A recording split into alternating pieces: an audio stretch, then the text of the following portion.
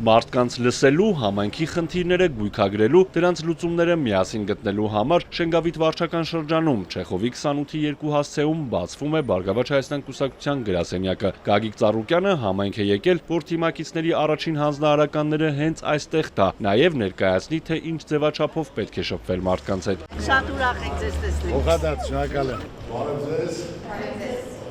Գրասենյակը ինչի համար է, որ մարդիկ գան, շփվեն, լսեն, ձեզ լսեն, ինչ որ մարդկանց ասելու, համոզելու այդ խնդիր չկա։ Դուք պետք է ժողովրդին լսեք։ Գալիս են մարդկանց տեղակայեք ծրագրի համար, ինչն է իրենց խնդիր խնդրեմը, եւ մենք դրա լուծումները ներկայացնենք։ Որ մարդը կարդալով զգա, որ դա իրան է վերաբերվում, որ այդ հարցը կարգավորվեց, արդեն իր մոտ ամեն ինչ նորմալ կլինի, կարող է երկար աշխատի, նորմալ աշխատի, ավելի շատ վարձատրվի, իր ընտանիքը բարեկեցիկ պահի։ Ոչ մի ավելորդ բան պետք չի, որցե մեկին նեղացնել, վիրավորել, կոպտել, բարեկամտել կլինի։ Թող գնա միայն մասնակցի, գիտակցելով, հասկանալով, վերլուծելով։ Այդքան բան։ Գագիկ Ծառուկյանի խոսքով ժողովրդի կենսամակարդակը բարելավելու եւ տեսանելի փոփոխությունների համար խոշոր ներդրումներ են պետք։ Խոշոր ներդրումային ծրագիր է պետք, որ կարողանանք զարգացնել, հզորացնել, ապահովել, ցանկացած մարդ ցանկանում է, որ կարողանա բարեկեցիկ ապրի, աշխատի, չարչարվի, բոլորը չեն կարող լավ ապրել։ Դա գալիս է մարդու կամքից, ցանկությունից, աշխատասիրությունից։ Մեկը սիրում է աշխատել, մեկը չի սիրում աշխատել։ Ով չի սիրում, թող ինքը մտածի, բայց պետք է պայմանը հնարավորությունը լինի։ Կուսակցության առաջնորդը մանրամասներ է հայտնում տարբեր ոլորտներին տիրապետող անձանց հետ հանդիպումներից ու նշում գաղափարի առաջնահերթության մասին։ Ամեն օր շատ մարդկանց հետ եմ հանդիպում, մարդիկ ձեռագիր թողած, ճանապարհ անցած, փորձ ունեցող, ասում է ձեր ասածի համաձայն ես եկել եմ հանուն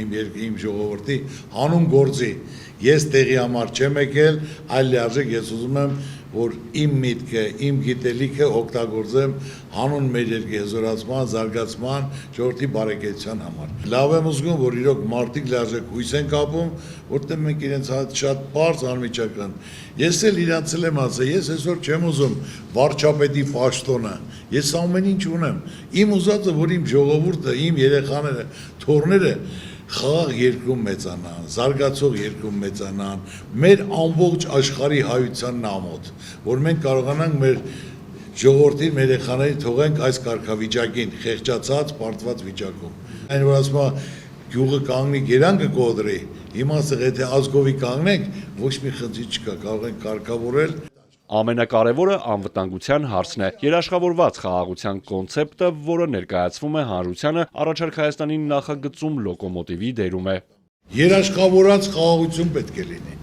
Տնտեսությունը պետք է զարգանա, մարդիկ էլ բարեկեցիկ ապրեն։ Որ մեր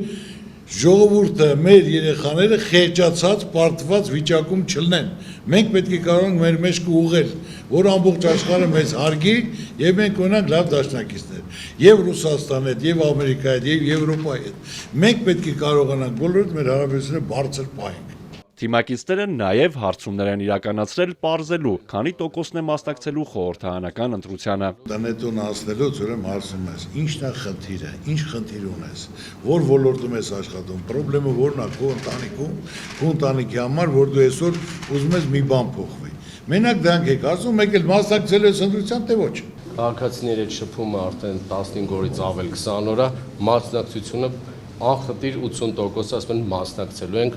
այո, ասում են մենք մասնակցելու ենք։ Գույքահարկի բարձրացումից մինչև գյուղատնտեսական խնդիրներ, պարզ տնտեսական հաշվարկներով, հարցադրմանը Գագիկ Ծառուկյանը պատասխանում է պարզ օրինակով։ Մենք ունենք 650,000 ընտանիք, ունենք 2,450,000 վարկառու, ամեն ընտանիքից 3-ից 4 մարդ վարկի տակ է։ Պետք է պետությունը դրա մասին մտածի։ Քայլ կատարի,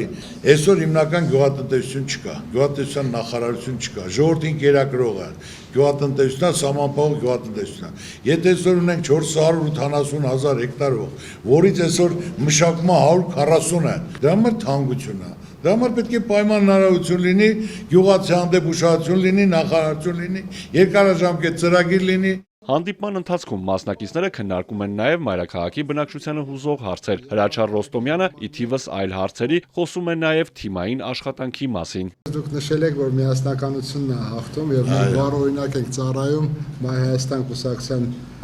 ակտիվի եւ ժողովրդի հետ միասին արդեն մի ընտանիքի պես աշխատում ենք նամանավանդ Երևանում եւ ուզում եմ անպայման շեշտել, դուք Երևանից խոսացինք, խնդիրներից մեկը դա գույքահարկն է, որ Երևան քաղաքի համար մեկ խնդիրներից մեկն է։ Դրա միջոցով ես ասում եմ, բյուջեն ավելացնելը դա ժողովրդից են վերցնում։ Տնտեսությունը զարգանում է գիտության հիման վրա։ Գիտության վրա պետք է գումարներ դրվի, տեխնոլոգիաներ մշակվի։ Մարդկանց հիմնական խնդիրը, որ իրենք իմանան պետությունը, կառավարությունը իրենց մասին մտածում է, տեղյակ է իրենց մասին։ Դրա համար քայլ է կատարել իրենց մոտ իրական կյանքում բան փոխվելու։ Երևանում միայն գույքահարկի խնդիրը չի, այս 23 թվականից սկսած անընդհատ թանկացումներ ա եղել տեղական տուրքեր վճարների, տրանսպորտի, տրոլեյբուսը 3 անգամ, ավտոբուսը 1.5 անգամ։ Թանկացել է աղբահանությունը, գույքահարկը դեռ խոսեցինք արդեն դրա մասին եւ փաստացի կարելի ասել, որ երևանցիների կյանքը թանկացել է ու մեր ուսումնասիրություններով Երևանը մեր տարածաշրջանի ամենաթանկ մայրաքաղաքն է։ Գագիկ Ծառուկյանին ուզում են տեսնել բոլոր մարզերում, խոստանում է, որ շրջելու է տուն առ տուն, լսելու է բոլորին։ Մարզերից եկած ինֆորմացիաները, որ ես անընդհատ հանդիպում եմ, հավատացեք, ձեզ գյուղ առ գյուղ մարդիկ սպասում են։ Այդ Ես ասում եմ, անձամբ անցնելու եմ, լսելու եմ, իմ մոտեցումը, իմ տեսակետը, մեր դիրքորոշումը ասելու եմ։ Այսքան ժամանակ չի կարող որցը մեկ ասի, այս 20 տարվա մեջ Ծառուկյանը բան ասել, խոստացել է ու չի կատարել։ Ինչ ասել եմ անմիջապես կա, անկախ ամեն ինչից։ Եվ վերջում, իհարկե, որպես աշխատանքի վառ օրինակ ու ապացույց, որ անհնարին ոչինչ չկա, Գագիկ Ծառուկյանը վկայակոչում է Հիսուսի աշխարհում ամենաբարձր արձանը։ Իմ համար այսօր ամենակարևոր բարձ ասեմ, այս ծրագիրն է մյուսը, որ ես այդ արձանը կյանքի կոչեմ, իրականացնեմ, թող դա լինի ազգային վերածնունդի ներքին հարցան, ամենաշրջան խորհրդանիշ։ Մենք պետք է միայն ուրախ լինենք, որ խաղաղություն լինի, զարգացում լինի, բարեկեցություն լինի, ժողովրդի դեմքին էլ ժպիտ լինի։ Արթուր Հակոբյան, Ալեքսանդր Կիրոյան, Սիմիկ Մայիլյան, Էպիկենտրոն։